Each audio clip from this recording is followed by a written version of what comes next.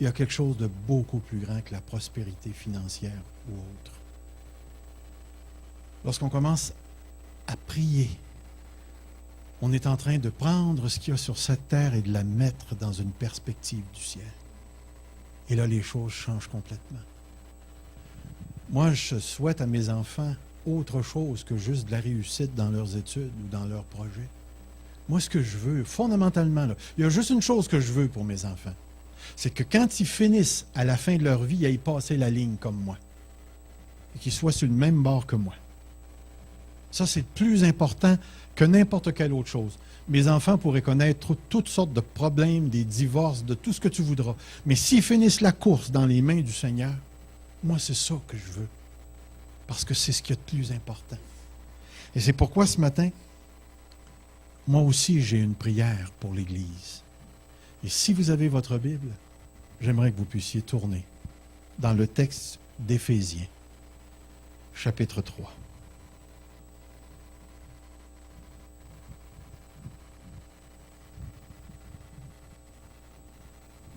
Éphésiens, chapitre 3.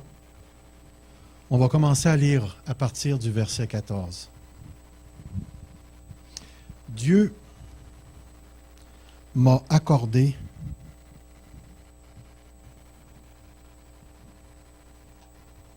de vivre des expériences particulières avec lui. À 3 ou 4 reprises, je suis allé, je ne sais pas si je suis allé ou si c'est lui qui est venu, mais on s'est rencontrés d'une manière surnaturelle, profondément spirituelle. Dans son amour, dans sa personne, dans un moment de détresse profonde, Dieu s'est montré, puis j'ai goûté à quelque chose que l'Église n'a jamais été capable de me donner. J'ai goûté à quelque chose que le mariage ne m'a jamais donné. J'ai goûté à quelque chose qu'aucun diplôme universitaire pourrait me donner. Il y a eu des moments donnés où Dieu s'est tellement bien montré, là, que s'il m'avait dit, Serge, je t'offre de t'en venir, ça aurait été oui. Parce qu'il n'y a rien qui est comparable à ça. Et à un certain moment donné, dans ma lecture personnelle, j'ai mangé la lettre aux Éphésiens. Prenez pas ça littéral, là, mais je me suis nourri de cette lettre-là parce qu'elle a eu une emphase vraiment particulière sur ma vie. Moi, il y a eu deux lettres de l'apôtre Paul qui ont profondément touché ma vie. C'est la lettre aux Romains et la lettre aux Éphésiens. Et dans ce passage ici, c'est comme si Dieu était venu me chatouiller sur le bord du menton en disant « Lève tes yeux. » Et regardez bien ce qui est écrit dans ce texte. Verset 14. « À cause de cela, je fléchis le genou devant le Père. » Et là, il décrit le Père, de qui toute famille dans les cieux et sur la terre tire son nom. Et là, il va y avoir deux afin que. Je prie le Père afin que, dans le but que. Et voici ce qu'il dit, verset 16. Afin qu'il vous donne, selon la richesse de sa gloire, d'être puissamment fortifié par son esprit dans l'homme intérieur. Regardez la suite. Ce n'est pas juste fortifié dans l'homme intérieur pour être fortifié, en sorte que Christ habite dans vos cœurs par la foi. Êtes-vous des enfants de Dieu? Est-ce que Christ habite dans vos cœurs? Pourquoi est-ce qu'il parle à des chrétiens? Puis il vient leur dire afin que Christ habite dans vos cœurs par la foi. Pourquoi l'apôtre Paul vient dire cette affaire-là à des chrétiens qui ont déjà l'esprit? Il doit avoir une raison tout à fait particulière. Ensuite, il va dire que vous soyez enracinés, c'est-à-dire que le Saint-Esprit fortifie l'homme intérieur, que Christ habite dans vos cœurs par la foi, et il y a un autre afin. Et voici pourquoi je veux que cette première chose-là arrive. Afin qu'étant enracinés dans l'amour, vous puissiez comprendre avec tous les saints, et là il va mentionner 4 choses. Quelle est la largeur, la longueur, la profondeur, la hauteur. Et ensuite, il va dire, et connaître l'amour de Christ, qui surpasse toute connaissance, en sorte que vous soyez remplis jusqu'à toute la plénitude de Dieu. Moi, ce qui m'impressionne dans ce texte, c'est qu'on connaît Dieu, Jésus, par la foi. Est-ce que vous savez que Jésus vous aime? Est-ce que vous expérimentez l'amour? Comprenez bien ce que je veux dire. Il y a une différence entre savoir une chose et vivre une chose. Et il y a bien des gens qui savent des choses. Il y a bien des chrétiens qui savent bien des choses. Mais est-ce qu'ils les vivent? Ce n'est pas toujours le cas.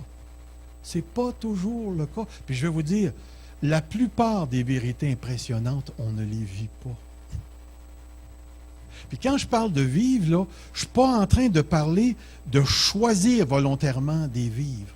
C'est-à-dire que ce sont des réalités qui sont encore inaccessibles pour nous.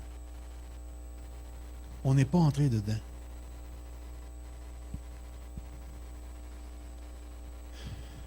Un bel exemple que je peux vous donner de cela. Eh, mon ami, il y en aurait tellement. À un certain moment donné, lorsque je vivais ma période très, très, très difficile, je me suis mis à pleurer. J'étais plus capable de m'arrêter de pleurer.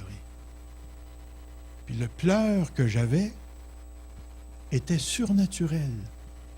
Pas dans le sens qu'il venait du Saint-Esprit ou de l'enfer, mais il était de moi dans un état tel que la consolation que j'avais besoin ne pouvait pas venir de cette terre. Et il y a deux frères qui ont fait un geste, mais complètement, j'étais pour dire stupide, mais nounoun. C'est-à-dire que j'ai appelé un frère, il a dit, viens-t'en à telle place, on va prier pour toi. Tout ce qu'ils ont fait, c'est qu'ils ont pris une chaise, ils l'ont mis là, je me suis assis dessus, puis ça braillait. Puis ils se sont mis à marcher en rond autour de moi. Un tenait la boîte de Kleenex, puis il me passait le Kleenex. Puis l'autre priait en marchant en rond, comme deux Indiens qui se suivent un en arrière de l'autre. Et savez-vous, ça a duré plus qu'1 heure et demie. En tout cas, si ça avait été filmé, on aurait probablement passé dans les... comment est-ce qu'on appelle ça, là? Ouais, les drôles de vidéos. C'était vraiment bizarre. Puis à un certain moment donné, je les entendais parler en langue, puis ils priaient, puis ils parlaient en langue, puis ça n'arrêtait pas, ça tournait, ça tournait, ça tournait. En tout cas, je peux vous dire qu'il n'y a aucune thérapie qui approuverait une affaire de même. Puis à un certain moment donné, je ne peux pas vous expliquer ce qui s'est passé. Le gars m'a passé le Kleenex, ça a fait... Ça a été fini. Il s'est passé quelque chose au-delà de mon intelligence. Je ne suis pas capable de l'expliquer. Mais il s'est passé quelque chose de profondément spirituel à l'intérieur de moi, où l'Esprit est entré. Mais quelqu'un m'aurait dit, il y a des moments donnés où l'Esprit vient et il fait quelque chose dans ton âme. Et puis, j'aurais dit, ben oui, le Saint-Esprit est capable de faire des choses bien correctes. D'ailleurs, je suis obligé de le croire parce que Dieu est tout-puissant et il peut faire ce qu'il veut. Il peut faire pousser des pissenlits dans ce fat s'il veut. Il n'y a rien qui l'empêche, lui. Mais pour moi, un travail à ce niveau-là de la part de l'Esprit, je savais qu'il était capable d'en faire, mais je n'avais aucun point de repère tant que je ne l'ai pas vécu. Et prenez le temps de réfléchir sur ce mot vécu. Il y a quelque chose au niveau de notre vie spirituelle qui ne sera jamais le résultat de la volonté humaine. Il y a des choses qui sont le résultat de la volonté humaine. Mais il y a des choses qui sont profondément à l'extérieur de notre portée et qui viennent juste de Dieu et qu'on doit subir pour les comprendre et les vivre. Et c'est pourquoi je vous emmène à ce texte encore une fois. L'apôtre Paul prie le Dieu qui est à l'origine de tout ce qui est dans les cieux et sur la terre.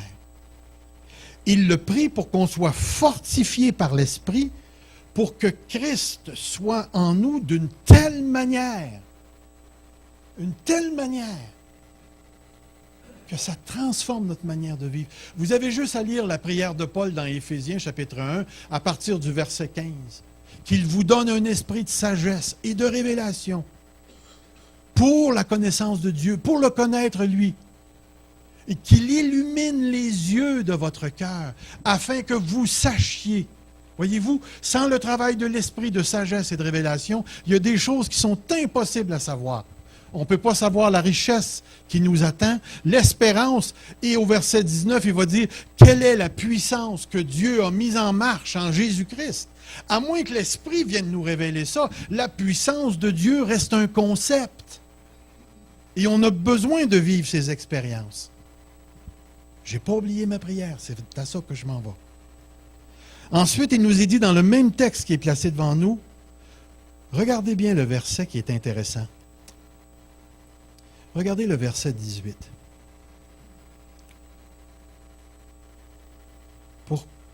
Il dit, afin que, étant enracinés dans l'amour, vous puissiez comprendre.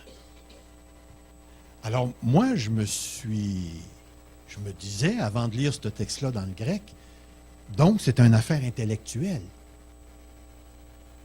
Comprendre, ça relève de l'intelligence.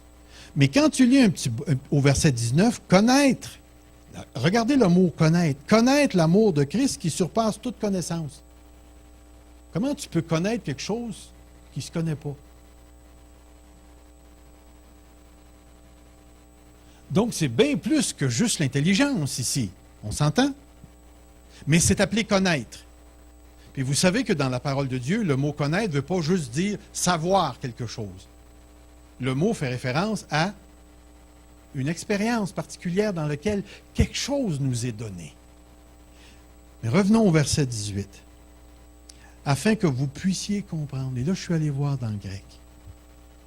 Et littéralement, ce que ce mot-là veut dire, c'est être rendu capable. Afin que vous soyez rendu capable. Dans une autre version, c'est rendu fort. Que vous ayez acquis la compétence pour.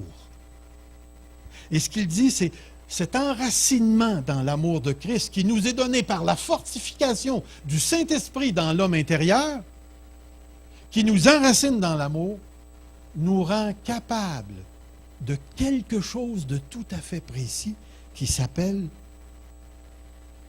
la largeur, la longueur, la profondeur et la hauteur. L'apôtre Paul ici, là, il n'est pas en train de nous donner les mesures de l'univers. Il utilise ce langage pour nous parler d'une sorte d'infinitude. Afin que vous puissiez connaître quelque chose qui est tellement grand que la seule manière dont je peux vous le décrire, c'est large, long, haut, profond. Et quelle est cette chose-là ici? Certains pensent qu'il s'agit de la sagesse de Dieu. D'autres pensent qu'au verset 19, c'est l'amour de Christ. C'est l'amour de Christ. Afin que vous puissiez expérimenter, vous soyez rendus capables d'expérimenter l'amour de Christ qui surpasse toute connaissance. Toute connaissance. Mais il y a ici, moi je vous dirais, une chose que vous ne devez pas manquer dans le texte. Regardez bien ce qui est écrit au verset 18. Que vous soyez rendus capables avec qui? Avec tout.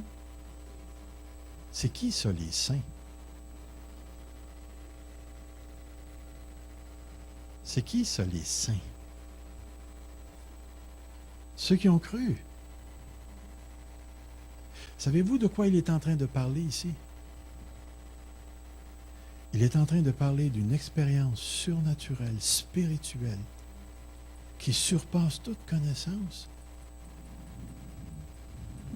mais qui ne se vit pas seul, qui ne s'atteint pas seul. Et laissez-moi vous lire le cœur de ma prière.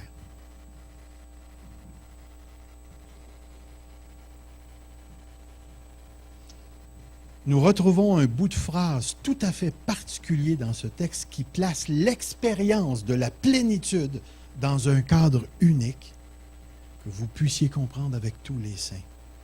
La plénitude de l'amour de Christ qui dépasse excessivement, il nous est dit dans le grec, toute connaissance, qui est au-delà de toute intelligence et qui surpasse toute imagination. Cet amour-là est une expérience collective. Collective. Une expérience collective de l'amour insurpassable de Jésus-Christ.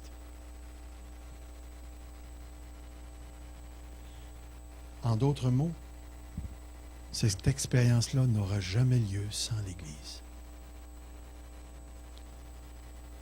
Que vous soyez remplis à toute la plénitude de Dieu. Depuis que je suis arrivé, il y a quelques années, à cette assemblée ici, j'ai tranquillement, pas vite, dans les réunions de prière en particulier, demandé à Dieu de nous emmener dans une expérience qu'on ne connaît pas encore. Une expérience de plénitude de l'amour de Jésus-Christ qui ne s'atteint pas seul. Vous savez, depuis que j'ai connu le milieu charismatique, la plupart des gens que j'ai rencontrés ont, si je peux utiliser le mot comme ça, vécu des expériences solitaires. Moi et mon expérience avec Dieu. Moi et Dieu. Dieu m'a fait ci. Puis je ne veux pas dénigrer ça, parce qu'on a tous besoin de rencontrer Dieu sur un plan personnel, individuel. Puis en profondeur à part de ça.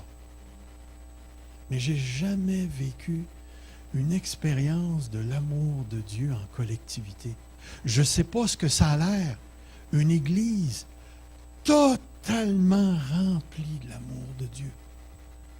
Et même si je voudrais la provoquer, cette expérience-là, j'ai aucune idée de comment ça se fait. Je n'ai pas le contrôle sur le Saint-Esprit. C'est drôle, il n'y en a pas un qui a dit Amen. Je n'ai pas le contrôle sur l'intention de Dieu. Je ne sais pas ce que Dieu veut. Mais tout ce que je sais, c'est qu'il me parle d'une expérience qui va soit se passer sur la terre ou qui va soit se passer au ciel. Est-ce que la plénitude est atteignable juste au ciel ou il y a moyen pour une Église sur la terre d'expérimenter Dieu comme jamais l'Église l'a expérimenté auparavant? Est-ce que c'est possible de voir Dieu descendre sur l'Assemblée à un tel point que nous en sommes renversés? Là, je ne parle pas juste d'une expérience de réveil où les gens se convertissent. Y a-t-il quelque chose du ciel qui peut descendre dans l'Église, qui est plus grand que nous autres, puis qui est plus grand que l'Église, et qui peut enflammer l'Église comme jamais on l'a connu auparavant? Est-ce que c'est possible, Seigneur? L'Assemblée de la parole de Dieu vive une expérience de l'amour de Christ qui va dépasser tout ce qu'on sait, tout ce qu'on pense savoir de l'amour de Christ, qui va nous emmener beaucoup plus loin, à tel point que ça va réellement nous transformer comme par l'Esprit de gloire en gloire. Moi, j'aimerais ça ici-bas sur cette terre, j'aimerais ça ici à Granby, et j'aimerais ça dans cette assemblée ici, vivre une expérience collective de l'amour de Christ qui surpasse toute intelligence, que je ne serai jamais capable d'expliquer, et que je n'aurai pas de mots pour décrire. C'est ce que moi je veux prier pour l'Assemblée en 2011. Ma prière, c'est que Dieu nous rencontre en collectivité. Non pas pour nous écraser, parce qu'on aura péché, mais nous écraser de l'amour de Christ, nous remplir de lui, nous remplir de sa pensée, nous remplir à tel point qu'on va laisser tomber toutes les peccadilles qui sont autour de nous, qui nous ralentissent dans la foi. Je n'ai pas approfondi ce texte-là. Je ne peux pas répondre à savoir si c'est une prière pour le ciel ou une prière pour la terre. Mais j'aimerais juste prendre le temps de regarder les deux versets qui suivent. À celui qui, par la puissance qui agit en nous, peut faire infiniment au-delà de tout ce que nous demandons, pensons. Regardez bien le texte. À celui qui, là il va mettre une petite phrase, par la puissance qui agit en nous. Prenez cette phrase-là, puis ôtez-la. Et vous allez avoir à celui qui peut faire. Il peut le faire comment? Par la puissance qui agit où? Mais ce que je trouve intéressant, là, c'est que cette puissance-là, elle est en nous. Puis je suis à peu près certain que si vous regardez le mot « nous », là, il n'a pas dit qui est en toi. Le « nous », c'est qui, ça? C'est l'Église. Et sautez pas à l'individuation tout de suite. Le « nous », il est en train de faire une affirmation. Il y a en nous, parmi nous, une puissance.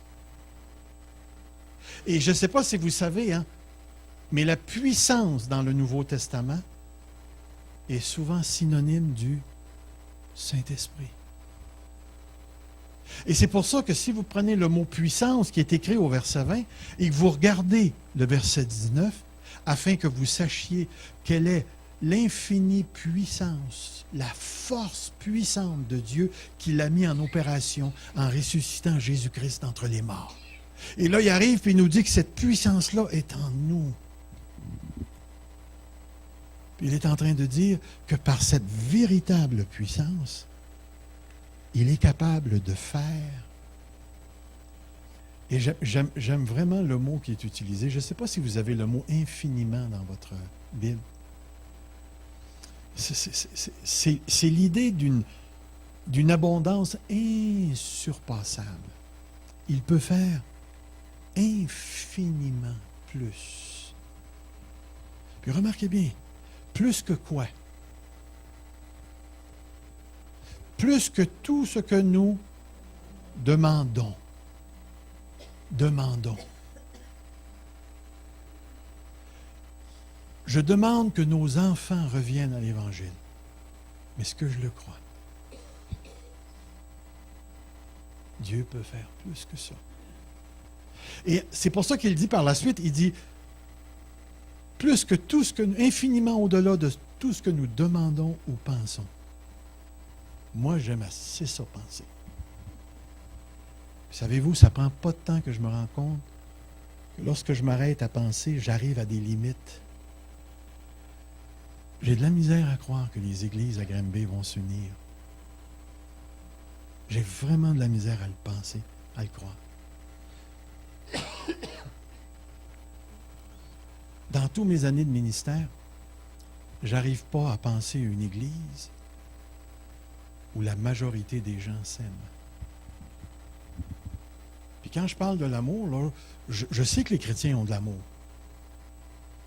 Mais ça fait assez longtemps que je suis dans le ministère pour savoir ce qui se passe dans les coulisses. Ce qui se passe dans les cœurs. Écoutez, j'en ai un, moi, un cœur. Je sais ce qui se passe dans le mien un petit peu. Je m'imagine que ce qui se passe dans le mien se passe dans celui des autres. Et là, je réalise que le texte me place devant un défi que moi-même, je n'arrive pas à penser. Est-ce que c'est possible pour Dieu de faire plus que ce que je pense? Le texte dit oui, mais ma foi, elle dit quoi? Et je ne sais pas si vous sentez la difficulté. Seigneur, c'est-tu possible pour l'Église, pour l'Assemblée de la parole de Dieu, de vivre une expérience de l'amour de Christ qui surpasse toute intelligence? Est-ce que c'est possible? Mais là, tu es obligé de dire oui, tu es un enfant de Dieu, puis ton Dieu est tout-puissant. Alors, tu vas dire oui. Jusqu'à ce que tu te mettes à réfléchir, puis tu regardes l'Église, puis tu dis, Seigneur, ça a bien l'air, ça ne sera pas pour cette année.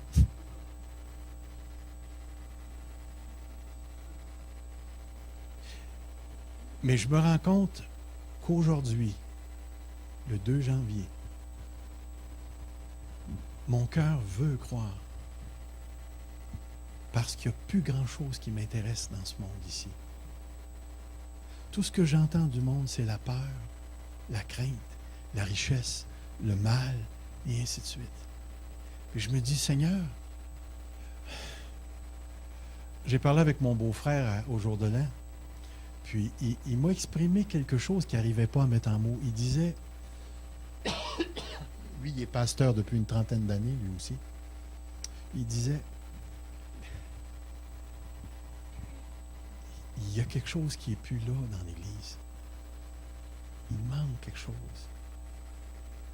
Il n'arrivait pas à dire quoi. Ah, peut-être que nous, on pourrait dire, si toute l'Église parlerait en langue, le problème serait réglé. C'est pas ça. Il y a quelque chose de divin. Il y a quelque chose que seul le ciel peut engendrer. Il y a quelque chose qu'aucun pasteur, il aurait beau faire le yo-yo, sauter ses chaises, monter en avant, puis crier bien fort « Alléluia », ça ne s'engendrera pas comme ça.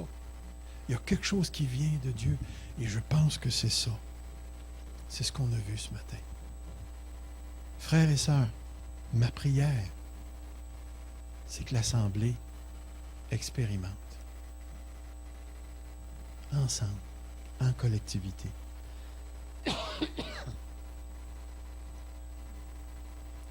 l'amour insurpassable de Jésus-Christ.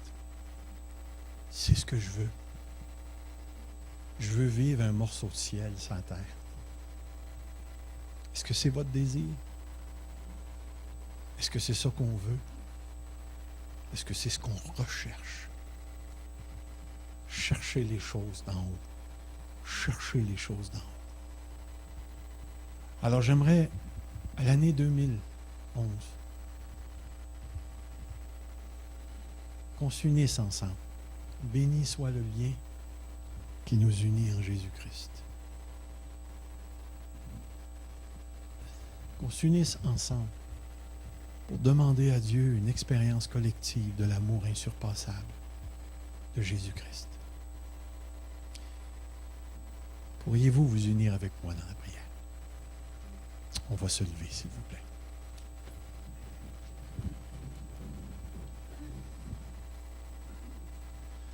Seigneur Dieu, tu connais nos cœurs. Tu nous regardes ce matin. Et combien nos cœurs, mon cœur a besoin d'être purifié. Que mon entendement a besoin d'être purifié par l'Esprit. Combien notre assemblée a besoin d'être purifiée par Jésus-Christ, par son Esprit. Combien nos relations les uns avec les autres ont besoin d'être purifiées par la croix. L'application de la croix par le Saint-Esprit à nos vies, à nos personnes. Père éternel, ce monde n'a absolument rien à nous offrir. Ta création, elle est merveilleuse, Seigneur. Mais elle est plus capable de jouer le rôle pour lequel tu l'as créée à cause du lien qu'elle entretient avec le pécheur et le péché.